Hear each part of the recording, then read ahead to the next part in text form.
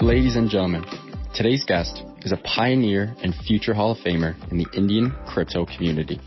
He's the founder and CEO of WazirX, India's largest and most trusted crypto exchange. Last month, our guest and his team added 1 million users to the platform. You heard that right, 1 million users in 1 month. Talk about banana lands. On this show, we love men and women of the people, and this gentleman is definitely one of them. He oozes empathy and is leading the charge for crypto regulation in India. I'm pleased to welcome to the Crypto News Podcast, Nischal Shetty. Nischal, welcome to the show, my friend. Hey, Matt. Thanks a lot for having me on the podcast. Pleasure to be here. Thank you very much, sir. We are extremely happy to have you on. First topic that I do want to get into is a bit of a dire one, and that is the unfortunate COVID-19 situation in India.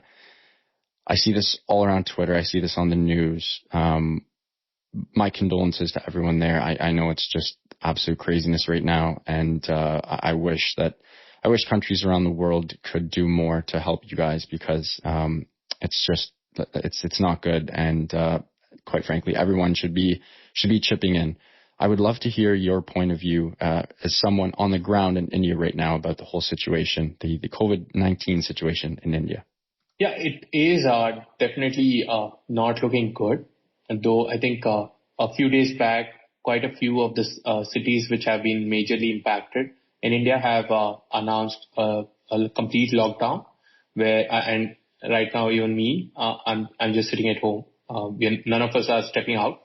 But this is like the second wave for India. The first wave was bad, but this is probably worse in terms of, I'll give you an example. In the first wave, in my company, I guess only 2 or 3 people. So that's, a very small number of people got infected. But this time around, I think about 15 or 20 or even more number of people in my company have been directly affected, and a number of family members. So, it's just not just people getting infected, but even their family members, near and dear ones, even they're infected. So this is, this is when it's real and it's near you, it's in your house. And that is what is happening. And the result of this whole situation is that there are not enough hospital beds to accommodate those who really fall terribly sick due to the virus. And we are hearing of reports of deaths due to a lack of hospital beds, or a lack of I would say oxygen cylinders, supplies. Add on top of this the whole fact that there's a lockdown and people can't run their shops, they can't make their daily wages. That's impacting even more. So it's like a really grim situation, because it's not just financial, it's also from a medical supplies point of view, you don't have access to that. And I think the world and the country is doing what they can, but these are unprecedented times. You just have to figure out what you can do, but sometimes it's really hard because there's no solution in sight right now. But I think we are all praying that the number of cases come down. I think that's the immediate solution, which is you can't really expedite the number of hospital beds, because building a hospital takes time. I'm hearing about makeshift hospitals being built out, but that still takes time. So the fastest and the best is stay at home and prevent the infection from growing to other people. I think that is being done right now, which is a good thing. Very well said. I know the crypto community has definitely stepped up to the plate and has really helped. A couple days ago, one of the biggest and most famous Indian tech founders, Sandeep Nailwal, he is the founder of the Ethereum scaling platform Polygon, and he set up a fund to help with the crisis. And I believe 2 days later or a day later, 2 big dogs in Vitalik and Balaji publicly announced their donations as well. Vitalik, I believe, donated 100 Ethereum and 100 Maker, worth about 600,000 USD, and Balaji donated 100 grand as well. This has been incredible. Love seeing the crypto community step up to the plate and really contribute. And I know WazirX has also done an incredible job as well. You and the team launched a donation platform on the website, and you guys are sending these funds to to NGOs around the country that will supply oxygen cylinders, medical equipment, feeding the underprivileged, and providing medical assistance. I'd love if you could tell me a little bit more about this program that you guys have set up. Sure.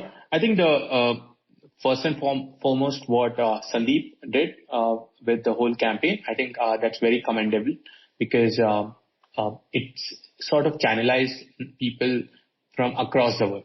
And I think that's very significant. And the fact that it's happening on crypto has made it really easy for people anywhere in the world to donate. Compared to, let's say, if it was a traditional fiat route, I doubt we would have seen that kind of participation. So that's something I think I truly appreciate. And what we've done at WazirX is we've committed to donating $1.1 million approximately to various causes. Now, we had two options. We could have used that money to buy the supplies and all the necessary items ourselves and then directly reach the people. But we realized the situation is such that we cannot spend time figuring out execution, which is why we decided let's shortlist some of the existing NGOs and other initiatives that are already operational and just redirect the funds to them. So we've sort of selected about, I think, 8 to 10 such initiatives. And probably in the next few days, we're going to announce all of them. And the objective is to also, in the true ethos of how the whole crypto ecosystem works, be very open about it. So we're going to publicly name all the initiatives we are going to donate to with the amount that we will donate. And the objective with this, I think, the good thing that will happen is it will also motivate other people, whoever is looking to help, to directly contribute to these different NGOs that we list out. So that's what we are doing. And in parallel, we also got a lot of feedback from our customers that they want to donate their crypto to the cause. So we've also launched a crypto page. We just announced it, where if you want to donate, but we are restricting it only to our customers or KYC users, because there are some regulatory hurdles in India to receiving international donations. And again, we don't want to spend time, though Sandeep is figuring that out from his campaign. So I think if you're an international user, donating to Sandeep's campaign is probably better, because he's handling the whole, how do you get the money into the country in the right way? And for us, we are looking at it more from a local, national level. How do we channelize our existing user base? And how do we funnel our donation to the right causes out here? That's incredible. Hats off to you guys. That's just doing an amazing job, and hats off to Sandeep as well. For a nice little starting point to get into the history of WazirX and what exactly is WazirX and how you've turned your company into such a behemoth. Let's go back to March of 2018. And 3 weeks after you guys launched, in March of 2018, the Indian Central Bank imposed a blanket ban on virtual coins in the country. And that created an absolute shit show. However, you and the team found a way to bash through that and have now created an absolute behemoth. I'd love if you could tell me that story. Sure. And it is indeed funny, because, it was us, we were all excited. We spent about, I think, 45 days to build the first version. And we launched it on the 8th of March, 2018. And within 3 weeks, we got this whole announcement by our central bank that crypto exchanges in India or any crypto-related businesses in India cannot have a bank account. And none of the banks can provide them with banking services. And what essentially that did was cut you off from the fiat, ecosystem. And us being a on-ramp where you bring in your fiat currency and you buy crypto, that technically meant the death sentence. But because we had just launched, and I keep telling everyone that maybe that was good timing in a way, because we were at ground zero. We had nothing to lose. We were a new exchange just launched. So what we did is we tried to understand what's the alternative to this. You don't have a bank account. How do you continue to provide the same on-ramp experience to people? And the option in front of us was to launch a peer-to-peer way for people to buy and sell cryptocurrencies with fiat. Now, what that meant was we would just custody the crypto because we did not have access to fiat. And we would ask you as a buyer to directly send the money, the fiat currency, to the seller's bank account. And this created a beautiful system where we could ensure that in India, people still participated in crypto despite the banking restrictions. And the community in India found this as, and we were the innovator, we were the first ones to launch. So the community found this as the best way to still be involved in crypto. And that's how it gave us that initial boost, I would say, in gaining attention of the community and to be seen as that platform which still allowed you and helped you participate in crypto. So yeah, and by the way, during this time, I don't know if you remember, but the bear market had just started. So, it was two things. Because ideally, if you see in a bull market, it does not matter what you do. You give the most difficult way for people to get onboarded, they will come. But in a bear market, they'll find, yeah. In a bear market, you have to really, really make things easy for people to onboard. So this was like a double challenge. You have a bear market, you have a banking restriction. How do you still get involved in crypto, and how do you still provide the right services for people in your country who want to be involved in this? Good learning experience. And I would say it's a very important thing because after that we've seen and heard of these central banks in different countries causing issues and trouble. And I would always suggest that there's a lot of lesson to learn from our experience for other geographies, because I think we've recently heard about in Nigeria where there was a banking restriction. So a peer-to-peer way of continuing is the right way. Never give up. Don't, just because you don't have banking access does not mean you cannot help people to get into crypto. And I think peer-to-peer really works well in that aspect. Tell me more about WazirX present day. Well, firstly, I should be congratulating you guys on the Binance acquisition. That's absolutely incredible. Let's start with CZ. Have you ever met CZ? Yeah, of course. I've met him a few times. I think the first time I met him was before the acquisition.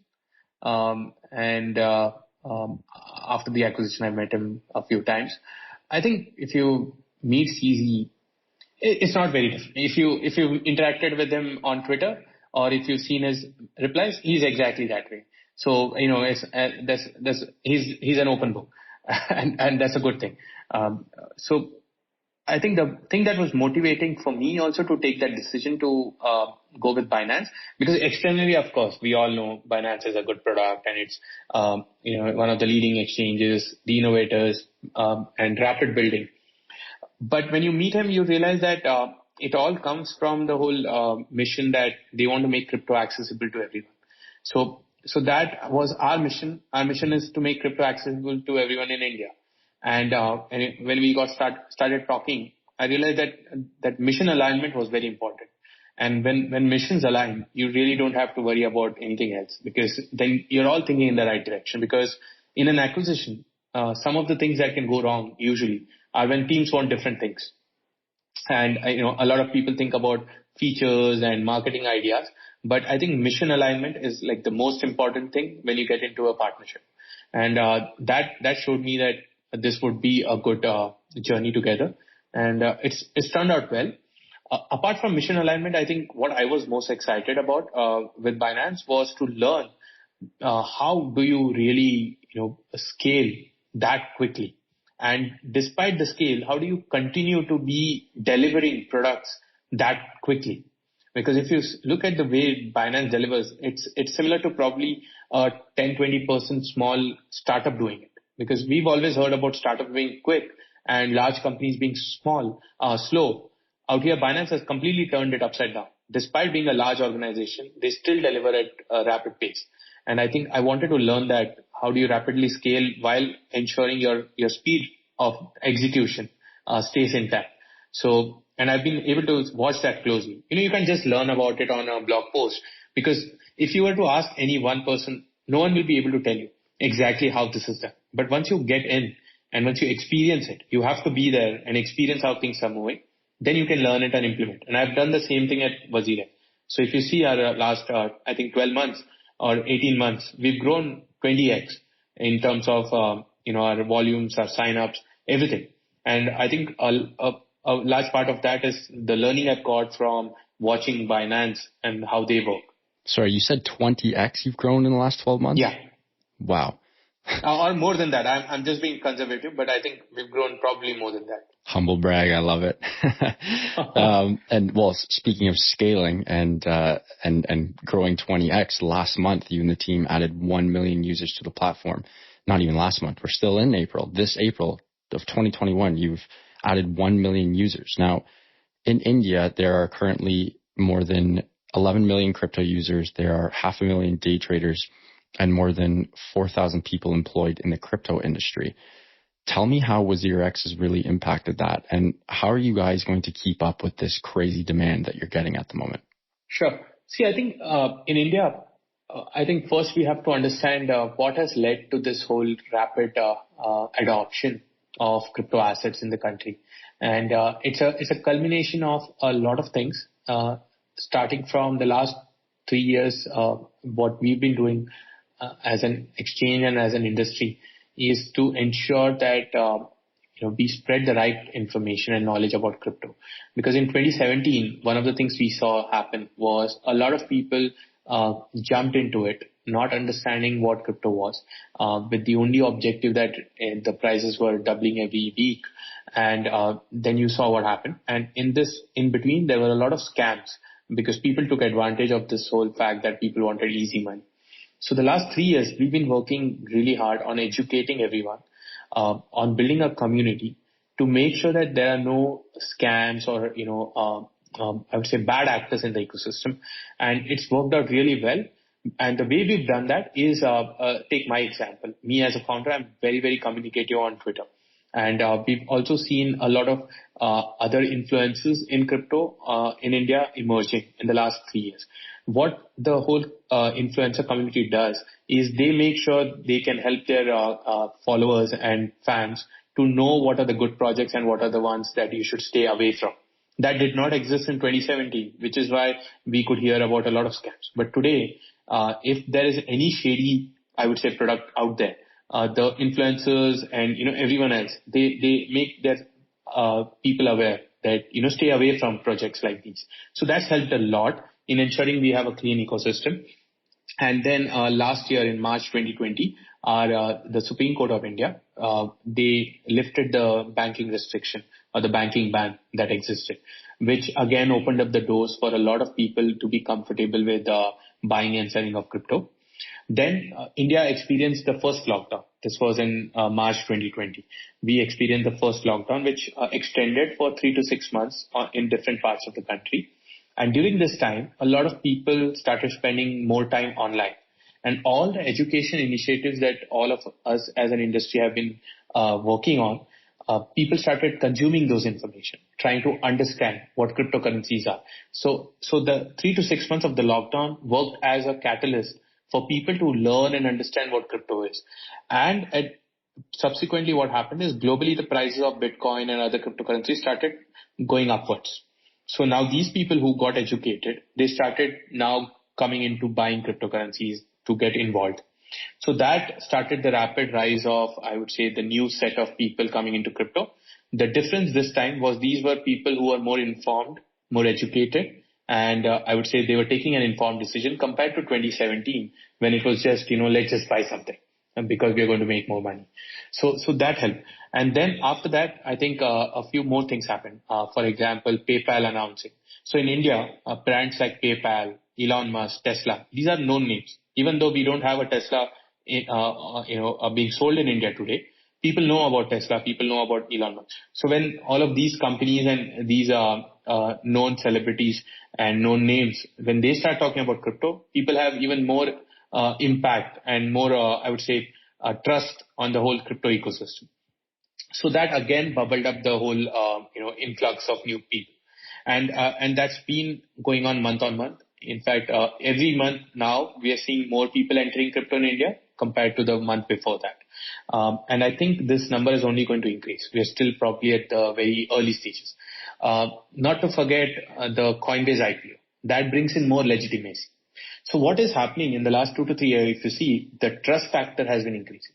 And that's the most important thing in crypto, because what lacks today or what lacked in 2017 was the trust factor. People did not trust a lot of projects. People did not trust the ecosystem.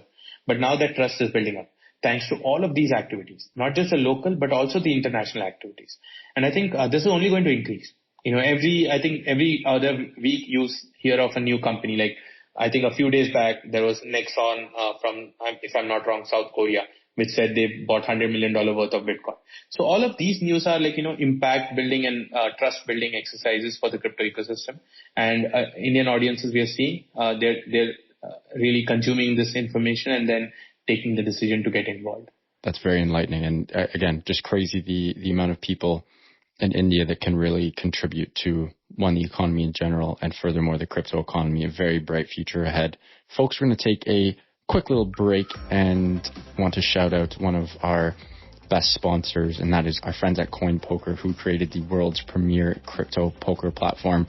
If you are a poker fanatic like me, also a bit of a sports gambling fanatic, CoinPoker is the place to go. If you're also in the crypto world, it is a revolutionary blockchain technology-based platform that was developed by an incredible team of poker lovers and sports gamblers alike.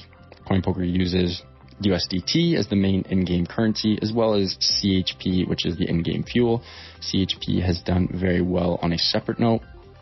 Tons of incredible features allowing you to transact in USDT, Ether, Bitcoin, CHP tokens, you name it. My favorite part is no KYC. You jump on board, you're locked and loaded. There's huge promotions, thousands in fiat giveaways, tons of benefits, future developments, you name it. And I guess my favorite part of all, I should say, is probably the mobile app. Whenever I'm on the go, I whip out my phone if I'm waiting in line or doing whatever. When I'm not on crypto Twitter, I will play a couple hands of Texas, maybe bet on some sports, see what's happening in the world of crypto, poker, and sports. And that is all done on coinpoker.com. Again, that is coinpoker.com. Now back to the show. Nischal, you just touched on the efforts of regulating crypto in India. I know this is a very potentially huge issue right now.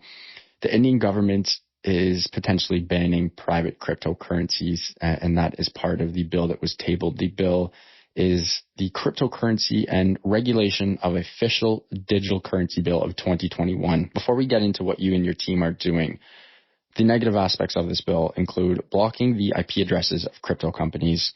It would also give holders of crypto up to 6 months to liquidate. I don't even know how you do that. That would be a nightmare. And as stated earlier, India has over 11 million crypto users, 500,000 day traders, and more than 4,000 people employed in the industry. This just seems like a bonfire waiting to go off. You and your team have launched and spearheaded something called the Code of Conduct, and that is obviously in part that you are a member of the Internet and Mobile Association of India, working on that code of conduct for cryptocurrency companies in India, which pretty much sets out a guideline for KYC, AML, which stands for Know Your Client, and anti-money laundering, and other regulatory related features. I know the whole point of this is to, curb the illegal activities, and so exchanges can help with law enforcement agencies and educate the masses of crypto. I hope I got most of that right, but this is something huge, and you guys could literally curb this whole regulation that could happen. And I would love if you can just tell me the very high level explanation of what's going on back home. Sure. I think you got everything right. And if you look at the regulatory scenario in India right now, I see that as progress. Though, it might come off when you read the news that it's all so negative.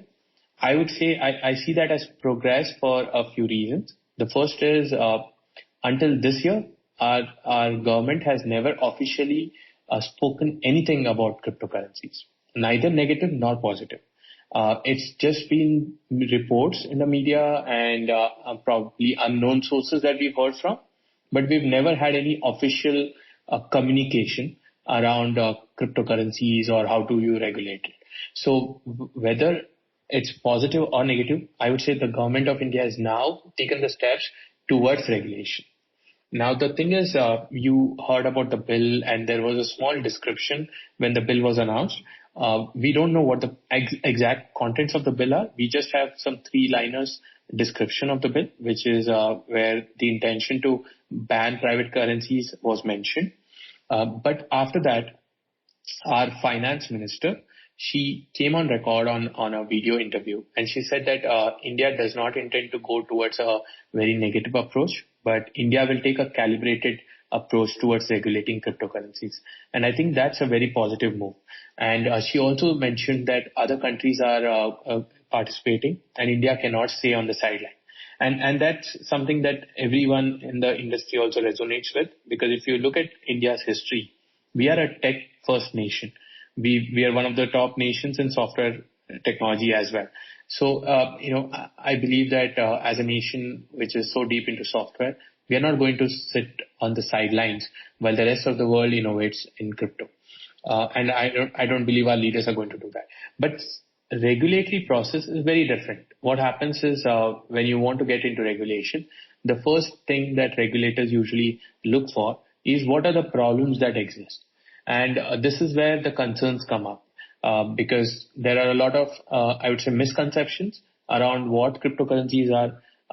There are misconceptions around the way cryptocurrencies can be used. And these misconceptions, coupled with some of the, I would say, past, like I was talking about, the scams and all the unwanted activities that have happened in the past, they take a different approach then, which is how do you curb these?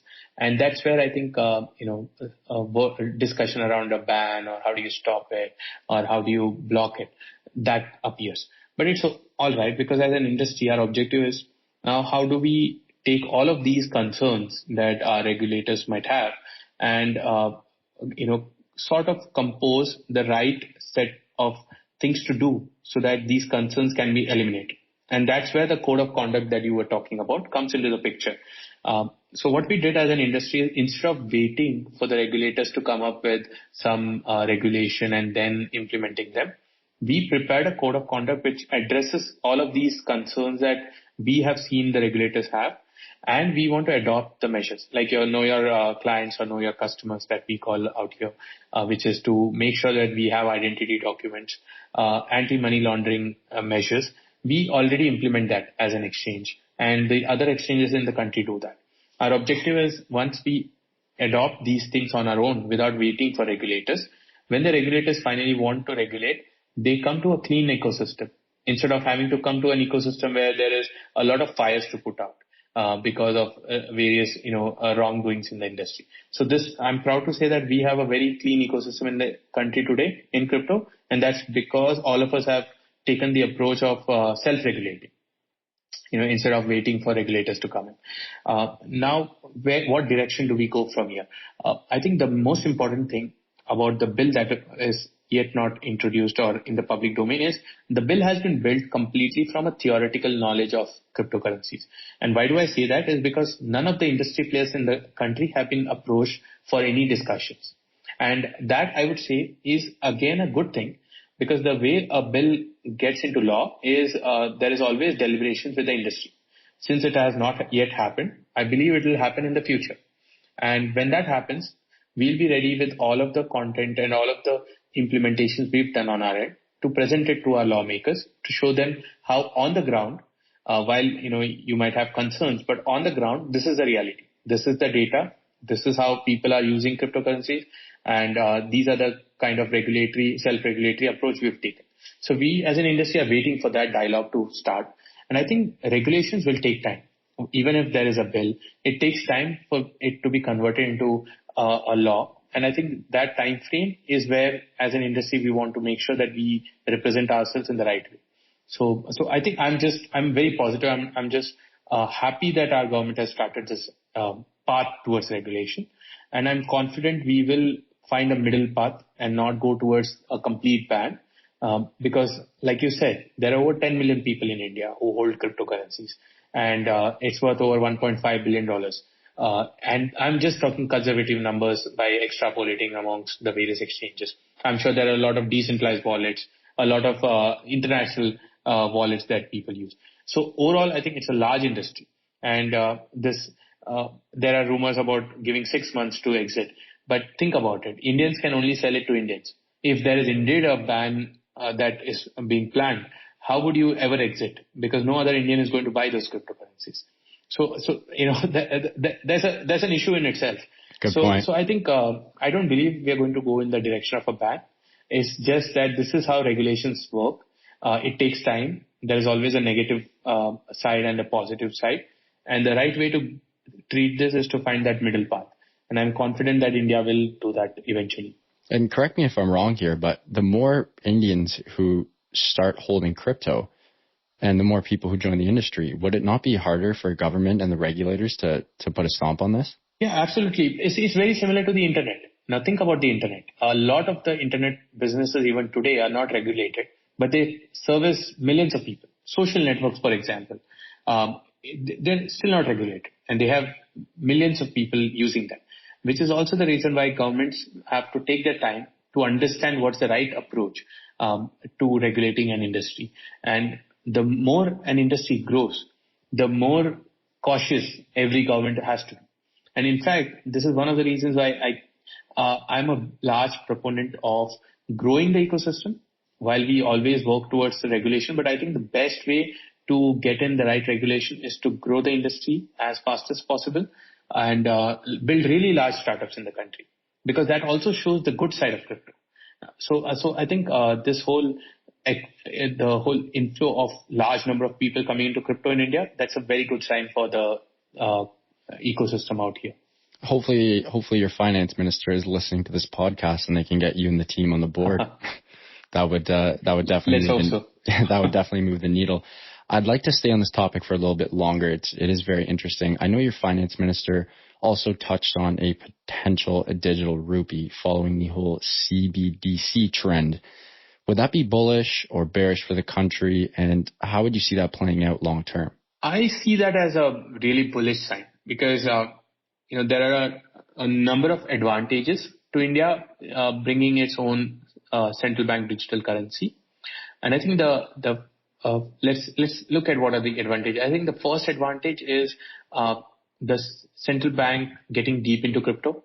So all of the misinformation that we are concerned about would get automatically eliminated the moment they start working on this technology and as they start understanding it deeper.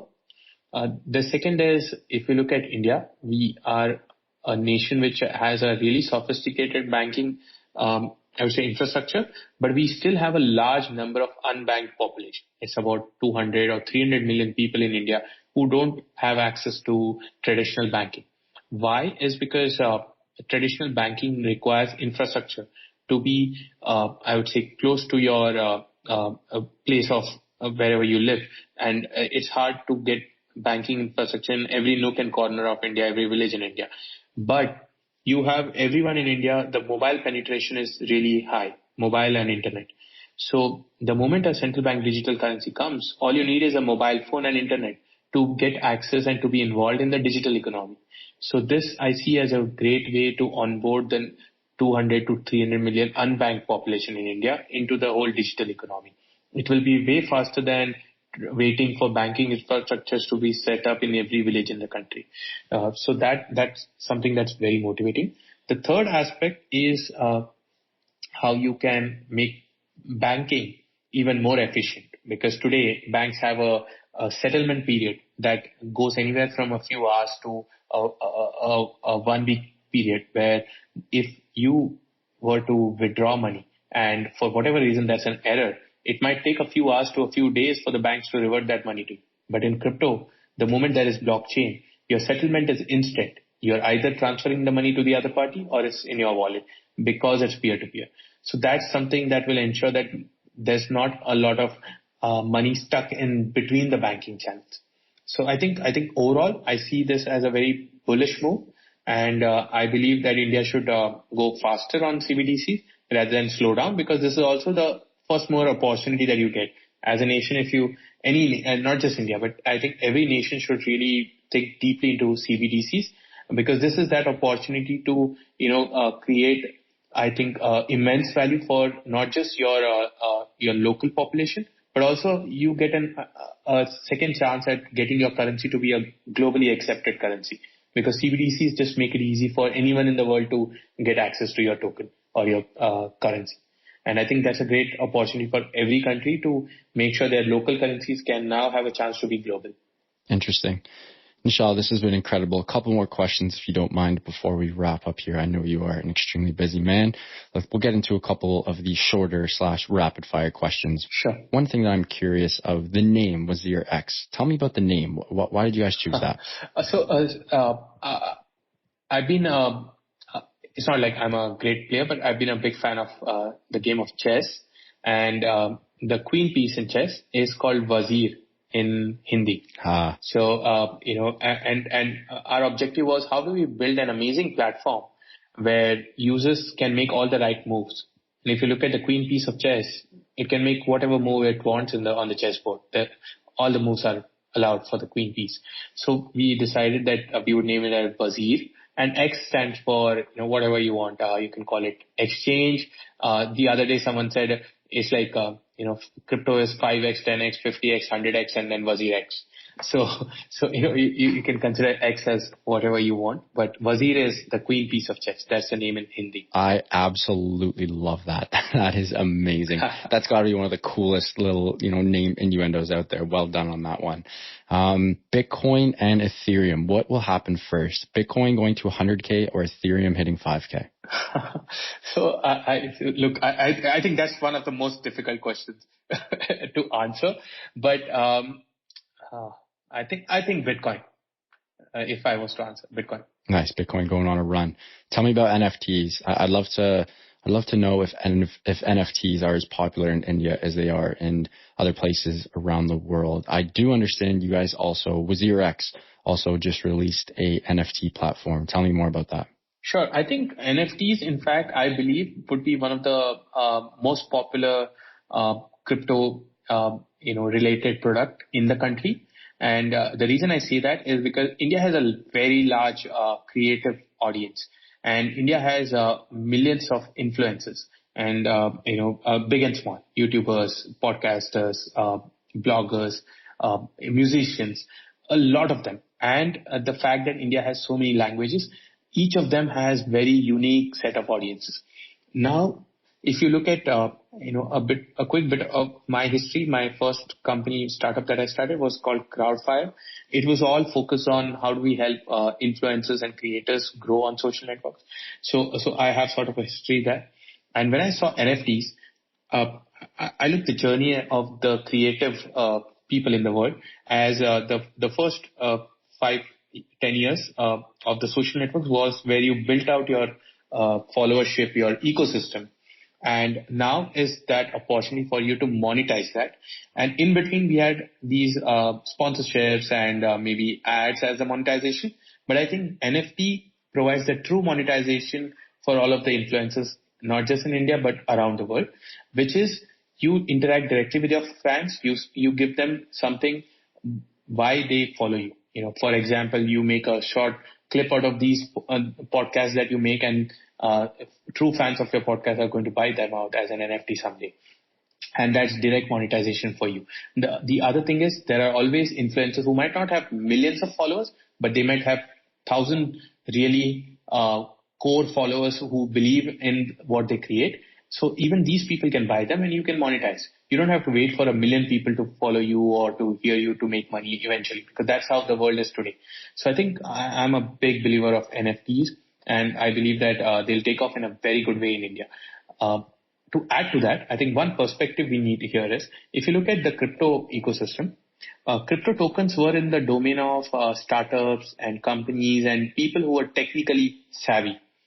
NFTs, on the other hand, are something that is for anyone who's creative. You don't need to be a startup or a tech guy to create an NFT and sell it. You need to be a creative individual, and creativity exists in a lot of people. So I see this as like that, the blogger movement on the web, on the internet, where the moment Blogger came in and WordPress came in, everyone had a blog. And there were no restrictions. And you didn't have to be a company or a startup to have your own website. Everyone had a website. So I see the same thing happening to NFTs, and NFTs would probably be that thing in crypto where there is mass adoption from a creator point of view, not just from the consumer's point of view. So it's very exciting. I was just talking to Badao from the part of Metaverse, where they metaverse where they bought the Beeple art, and they have a similar thesis that NFTs are going to be something that will bring a lot of creators into the crypto ecosystem. So it's very exciting times. Absolutely love that. You touched on Crowdfire, which was, I believe, your first startup. To my knowledge, you're 2 for 2, not a bad track record. That'll get you into the Hall of Fame in every single sport. Tell me, what's the secret sauce of making a startup go to the moon? You're 2 for 2. You obviously know what you're doing. What's the secret sauce there? Honestly, I think there's no secret sauce. But if I was to choose one, I would say it's persistence. If persistence and mission, if you know what you want to achieve, and if you set on that path and focus on that, I think you can achieve it. I could always go deeper into execution. For example, I'll tell you some of the things I see being done wrong is people think that focus means just doing one thing. But that's not right. Think of this as, if you were to have a healthy body and if you were to work out, would you just work on only your arms or would you work on all parts of your body? You would ideally want to work on all parts of your body. And that is the same when you build a startup or a product. Don't focus only on one thing. Because I see a lot of people just focusing on, I want to build the best product. Let me build the best product. But you forgot marketing. You forgot sales. You forgot customer support. And what that leads to is not the fully formed body, but something that's malnutrition in some parts of it. So I think understanding that focus does not mean letting go of the other essential parts of your startup. I think that's very, very important. It came a bit late to me, but if I was to tell anyone is that build an all-round approach from day one. Don't say that I'll build the product, then I'll market it, then I'll do some sales. Do it all together. Find the right people. If you can't do it alone, and most times you can't, find people who are good at it. You focus on your part. The others can focus on their strengths, and together you can build the right startup. Love that. I guess to paraphrase what you just said, you could use the analogy of not skipping leg day. That would yeah, exactly. don't skip leg day. That's a new slogan. You can slide me a couple Bitcoin for that one. Last question. Any hot takes within the industry, within the crypto industry, that is, are there any areas or sectors or products that you think are extremely undervalued that will pop off in the near future? If this is the part where I can, shill something that I'm related to. So, all you. If that's, okay. So let me tell you, no, I truly believe in these guys. They're building a decentralized notification, on top of, Ethereum. And I believe that, if you look at, the whole infrastructure that is being built on top of Ethereum, I think, notifications, truly decentralized notification protocols don't exist. And it's probably because also there's a cost involved today. But I think when Ethereum, the 2.0 comes in, where transactions are made really cheap and, you can just do it quickly. I think that's where products like these, this is called EPNS, Ethereum Push Notification Service. So protocols like these will emerge. So I'm a big proponent of looking at projects that are going to be on top of Ethereum 2.0. And I think now is probably the time to identify such protocols. Incredible. I'm definitely going to take a deep dive into that. Nischal, this has been absolutely incredible. Thank you so much for coming on. Before we let you go, can you please tell our guests where they can find you and WazirX on socials? Sure. I'm on Twitter. Nischal Shetty is my handle. And WazirX is also on Twitter. It's WazirX India. So I'm very active on Twitter. If you can just reply to me. If whenever I'm active, I try to reply. Though I get a ton of replies these days due to the whole, I would say, massive audience coming into crypto. But I try my best to respond. Nischal, thanks again. This has been absolutely incredible. I learned so much this podcast, and I just had an absolute blast speaking with you. I've had so much fun over the last, 45 minutes or so. I'm going to need you 100% to come on for round two especially with how quickly the space is moving in your beautiful country of India. This has been incredible. And on behalf of, the whole community, I just want to thank you for really being a mogul and educating investors about cryptocurrency. I know that's part of the reason why you join podcasts like ours. We appreciate that. Why you speak out often, why you write blogs, speak at panels. and do all those types of things. And that is just to spread awareness and to show people the benefits and the power of crypto. So thank you for that. Nischal, this has been incredible. Thanks a lot, man. Appreciate it. Thanks, Matt. And thanks a lot for inviting me. It was fun, having this whole discussion. And I think discussions like these are very important so that we can spread the right information about crypto and what's happening around the world. Amazing. Thanks again.